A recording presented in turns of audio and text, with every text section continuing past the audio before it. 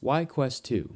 That is the question. Early reviews of this headset were dismissive at best, yet here we are 2 years since launch and we're still talking about it. At launch, the Quest 2 required a Facebook login. It had no other app store than the built-in store, no ability to sideload apps, it had no wireless PCVR, had no hand tracking, but I'm happy to report that's all changed. So, going into 2023, is Quest 2 still worth it?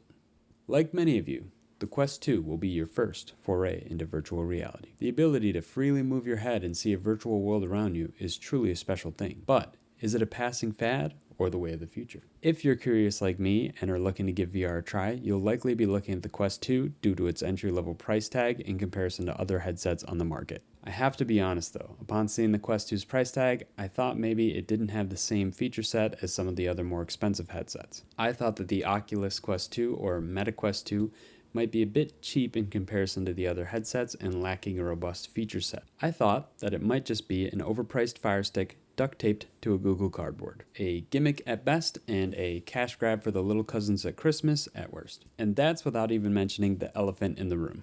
It's Facebook. Facebook is the elephant in the room. So after testing the Quest 2 for about a year, I wanted to make this video to go over what it's actually capable of. Because to my surprise, it's not actually just an overpriced Fire Stick duct taped to a Google Cardboard. And it has changed a lot since launch. A quick disclaimer. I bought everything you see in this video here with my own money, and I personally wrote off using Facebook over 10 years ago. So I feel confident that my opinion should be in line with yours, dear viewer. So yes, the device formerly known as Oculus Quest 2, now known as Meta Quest 2, is indeed made and sold by the company known as Meta, formerly known as Facebook, and required a Facebook login to use. However, recent developments have perhaps steered us in a better direction. Here's a quick catch-up. Upon the Quest 2's release date, a Facebook account was required to set up the device. A terrible idea, we can all agree. Then, shortly after the Quest 2's release, the community created a workaround to remove the Facebook login from the device after it was set up. But you still had to sign in with your Facebook account to begin with in order to then remove it later. Now, however, beginning in August of this past year, 2022, Meta has finally created separate Meta accounts that can be used to log into your device separate from your Facebook account. While it is tempting to say that Meta has removed the requirement to sign in with your Facebook account, we have to be honest with ourselves. Is a Meta account really that much different? But at least it's better than where we were on the topic previously. That is to say, Meta has removed the requirement to sign in with your social media account, which is definitely different. So at the end of the day, if you want to use any of the devices sold by any of the big tech companies, you're going to have to make a login at some point to use all of its features. And that's understandable for most people, as long as it's not literally a social media account with all of your personal data intrinsically attached to it. So, piggybacking off of the Facebook fiasco, the built-in store used to be your only option for apps and games. However, after a combination of community development and a workaround through the Meta developer settings, users are finally able to sideload apps from alternative storefronts through SideQuest, the Google Play Store, or anywhere really. Speaking of Android apps, the Quest 2 is actually a decently powerful device, and underneath it all, it runs full Android. This means that you can sideload any Android app, run multiple apps at once, and browse files freely. But essentially, anything an Android phone can do, the Quest 2 can do too. This opens the door for Android emulators, Discord, Spotify, community-developed Quest 2 games, and more. So, we can buy apps on the Quest Store, we can sideload apps, but what about the huge library of PCVR games on, say, the Steam Store? Well, originally the Quest 2 shipped with the ability to use PCVR over a wired connection. This was nice, but it meant you had to plug in a USB 3 cable to your PC. This means that any kind of movement might rip your cable out, which is obviously not great for VR games that require a lot of motion. Also, if your cable ever got dislodged or even kinked, then you might experience dropouts while playing like I did. However, a further update introduced a wireless PCVR feature called AirLink, putting the Wi-Fi 6 chip in the Quest 2 to great use. So now you can connect your Quest 2 to your PC wirelessly about your house. A welcome addition to those with strong Wi-Fi and a desire to use PCVR in the office or living room. To take it a step further, if you pay for an app called Virtual Desktop on the Quest Store,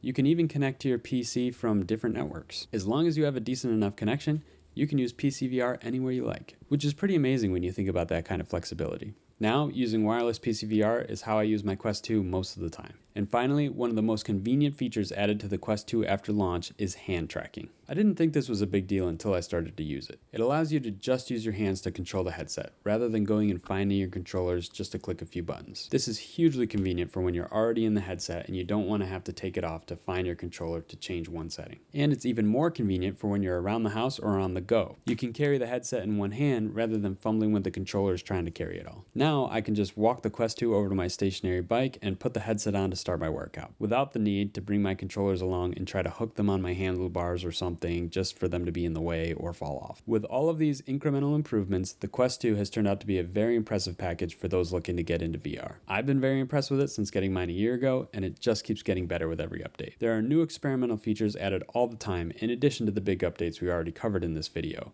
like double tap for pass-through, 120Hz refresh rate mode, new video recording options, and more. It seems like this headset has already gotten way better than when it launched, and it just keeps getting better for as long as I've owned it. I personally feel that the headset has easily doubled in value with all of the added features it's received so far, if not more. But the big question for Quest 2 is, should you wait for Quest 3?